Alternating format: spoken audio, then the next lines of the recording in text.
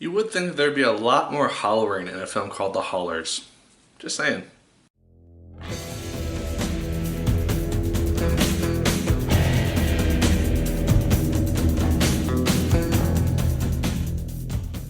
Hello, once again, watchers of good movies. My name is Nick Pell, and this is once again coming from my apartment. Now, today we are going to be talking about the film The Hollars. Now, this is an independent film which I saw a single trailer for before going into this film, and I'll give you just the general premise of it right now. Basically, this mother, she ends up in the hospital because she has a brain tumor, and so her family just kind of comes around to support her, and we get to see the dynamics of that family play out during this week-long time that she's in the hospital. John Krasinski, he is the main star of the film. He also directed the film, and he actually did a pretty good job in both aspects. I like that the film was able to center around him and do a very good job at also showing off the supporting characters as well. I really enjoyed his character. It's this guy who's just very unsettled in his life. His girlfriend is having a kid, and he doesn't know what he's doing with his life right now. And so I just really enjoyed that aspect of his character because I felt like it was really relatable to me and a lot of people. Anna Kendrick is said girlfriend who is having the kid. It's really interesting to see Anna Kendrick as a pregnant person because I don't think I've ever seen her pregnant before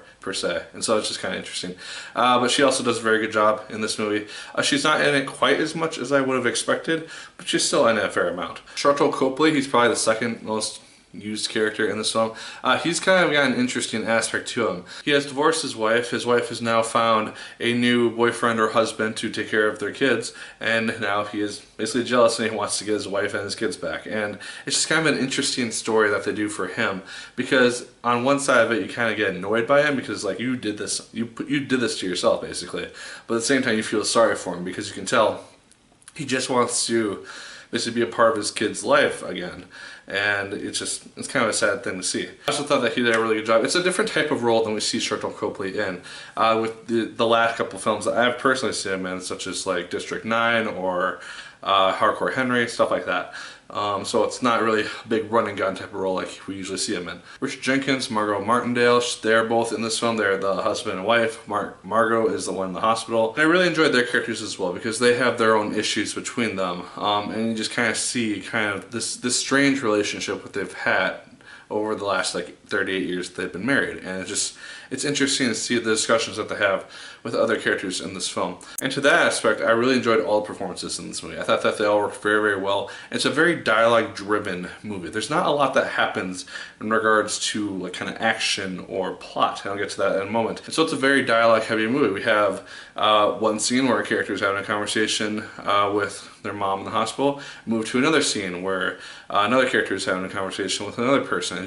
It's a bunch of conversations in this movie which play out the general story, and it's just kind of a neat way to do it. It's a very risky way to do a movie in my opinion because it has the potential to bore the audience, but I thought they did a really good job with it. Charlie Day is also in the film. He is a nurse who just kind of pops in here or there. He's kind of this jealous ex-high school rival of John Krasinski's, and it's kind of an interesting way to do him. And he is married to John Krasinski's high school sweetheart, played by Mary Elizabeth Winstead. By the way, how you doing? Also, she's very underused in this film, which kind of surprised me because just based on the trailer, I felt like there was going to be a lot more to her character and more purpose for her being in the movie, and she's only in there for maybe 10 minutes, and it's just kind of disappointing overall because she's a very good actress and I really want to see her in more things, especially after 10 Cloverfield Lane. So I was kind of disappointed with how limited screen time she actually had. And that also leads me to my biggest gripe of the film. It's the fact that there's not a lot that actually happens throughout the course of this film. We have John Krasinski, he comes back to his hometown, and then we just see kind of the daily lives these people play out over the course of a week while their mom is in the hospital. And it's just not a lot that really happens. There's not really a big plot point tension builder type of thing.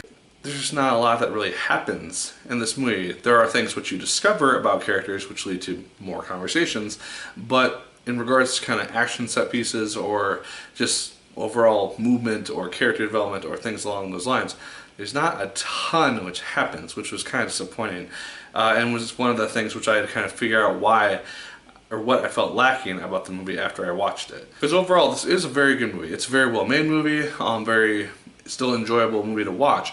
It just doesn't really do a lot in regards to plot, and that's something which I think is going to end up bugging a lot of people. It does have an emotional ending which I found quite satisfying because tears happened. But guys, overall, I thought that The Hollars was actually pretty good. I was pleasantly surprised with how much I ended up enjoying it. I was a little bit disappointed with how limited of a role Mary Elizabeth Winstead did end up having in this movie, as well as how little plot there actually was in regards to movement and characters and whatnot.